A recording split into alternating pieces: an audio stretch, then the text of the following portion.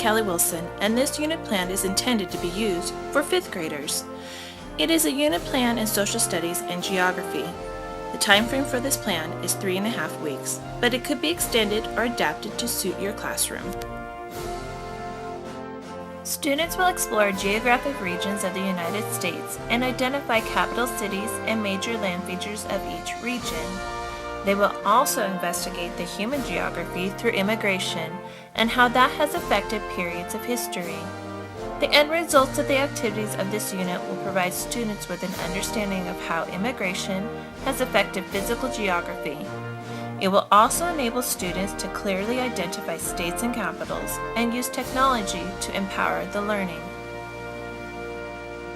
This unit meets the California Content Standards for Geography, and by incorporating technology and multiple intelligences, Bloom's taxonomy, and depth of knowledge, the unit provides the opportunity for deeper learning. This unit will take approximately 3.5 weeks. Here's an overview of Week 1. Students will look at continents and oceans. They will also look at local communities and begin to learn about all 50 states and capitals through music, games, Microsoft Word tables, and finally stepping back into history to look at the colonial period through the lens of music.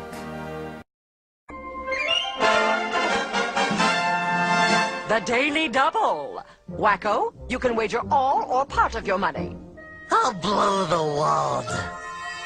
All right then. In the category of the United States, the answer is the names of all 50 states and their capitals. Okay.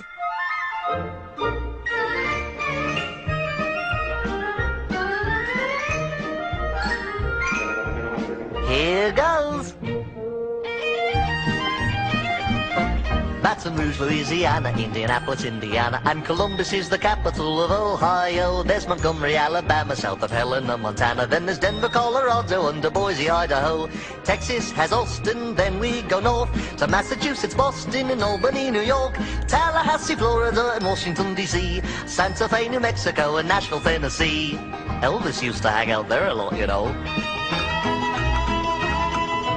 Trenton's in New Jersey, north of Jefferson, Missouri. You got Richmond in Virginia, South Dakota has Pierre. Harrisburg's in Pennsylvania, and Augusta's up in Maine. And here is Providence, Rhode Island, next to Dover, Delaware. Concord, New Hampshire, just a quick jaunt to Montpelier, which is up in Vermont. Hartford's in Connecticut, so pretty in the fall. And Kansas has Topeka, Minnesota has St. Paul.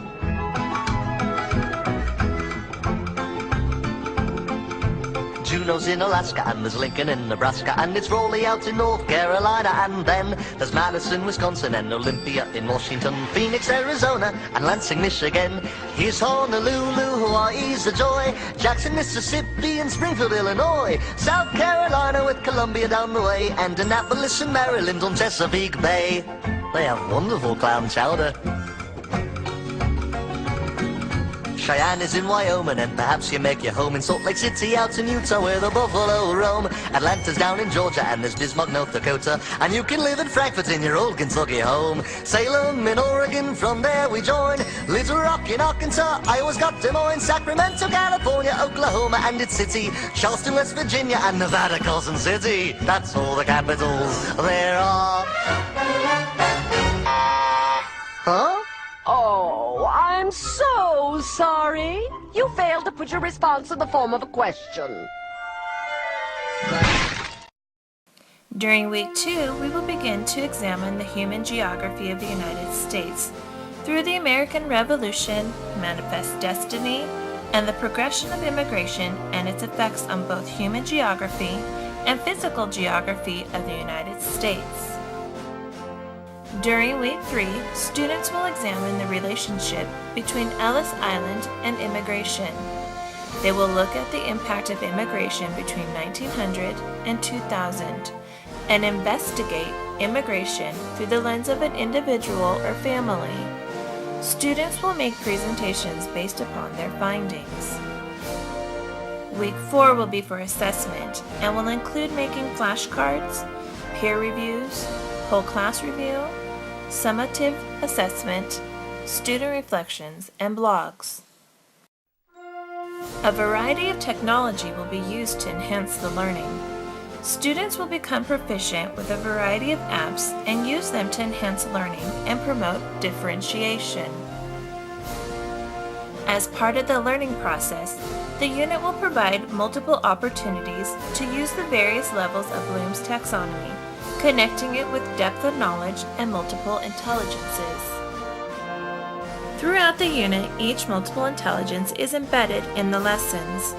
Through the use of technology, the multiple intelligences are provided engaging learning experiences.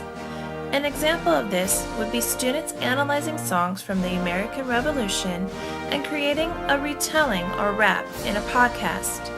This meets the needs of the visual, spatial, and rhythmic musical learners.